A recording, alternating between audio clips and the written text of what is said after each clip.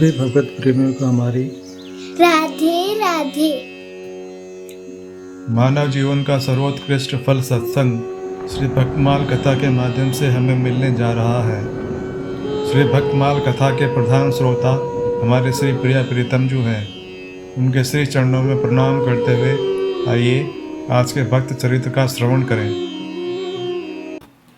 महर्षि शौनक ये नैमिषारण्य के 88,000 उद्ररेता ब्रह्मवादी ऋषियों में प्रधान ऋषि थे। भृगुवंश में उत्पन्न होने से भार्गव और सुनक के पुत्र होने के कारण उनका नाम शौनक पड़ा। समस्त पुराणों को और महाभारत को उन्होंने ही सूत जी के मुख से सुना था। पुराणों को श्रवण करने वाला ऐसा कौन सा मनुष्य होगा जो इनके नाम को न जानता हो। समस्त पुराणों में शौनक उवाच पहले ही आता है।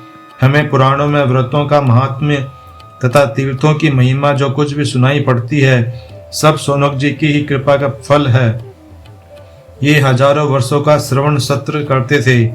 एक जगह कहा है, कलियुग को आया देखकर हम सब ऋषि इस वैष्णव क्षेत्र में भगवान की कथाओं का आनंद लेते हुए दीर्घ काल का सत्र कर रहे हैं। इनका समस्त समय भगवत कथा श्रवण में ही व्यतीत होता था। ऋषियों में जैसा विशुद्ध और संयम युक्त लीला कथा रसिक चरित्र महर्षि शौनक का मिलता है वैसा अन्य किसी ऋषि का शायद ही हो।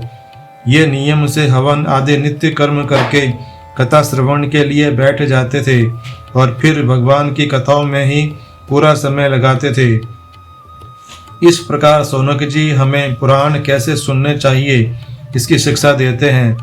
भगवत चरित्र सुनकर कैसे अनुमोदन करना चाहिए, कथा में किस प्रकार एकाग्रता रखनी चाहिए और समय का कैसे सदुपयोग करना चाहिए, इस समस्त बातों की शिक्षा हमें शौनक जी के चरित्र से मिलती है।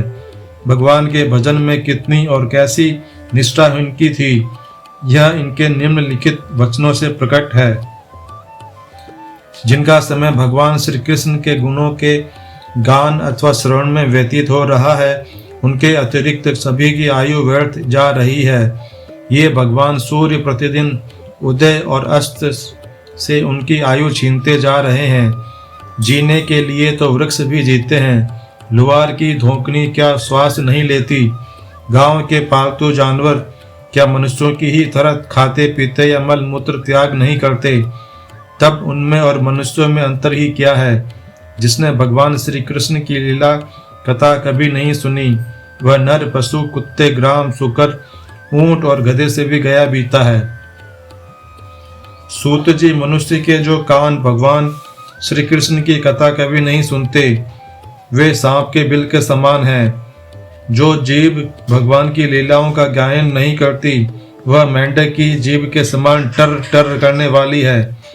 उसका तो न रहना ही अच्छा है। जो सिर कभी भगवान श्री कृष्ण के चरणों में झुकता नहीं वह रेशमी वस्त्र से सुसज्जित और मुकुट से युक्त होने पर भी बोझा मात्र ही है। जो हाथ भगवान की सेवा पूजा नहीं करते वे सोने के कंगन से भूषित होने पर भी मुर्दे के हाथ हैं। जो आंखें भगवान की याद दिलाने वाली मूर्ति तीर्थ नदी आदि का दर्शन नहीं करती वे मोरों की पंखों में बने हुए आंखों के चिन्ह के समान निरर्थक हैं। मनुष्यों के वे पैर चलने की शक्ति रखने वाले होने पर भी न चलने वाले पेड़ों के समान ही हैं जो भगवान के लीला स्थलियों की यात्रा नहीं करते। जिस मनुष्य ने भगवत प्रेमी संतों के चरणों की धूली कभी सिर पर नहीं चढ़ाई वह जीता हुआ भी मुर्दा ही है। और जिस मनुष्य ने भगवान के चरणों में चढ़ी तुलसी की गंध नहीं ली वह श्वास लेता हुआ भी श्वास रहित शव है।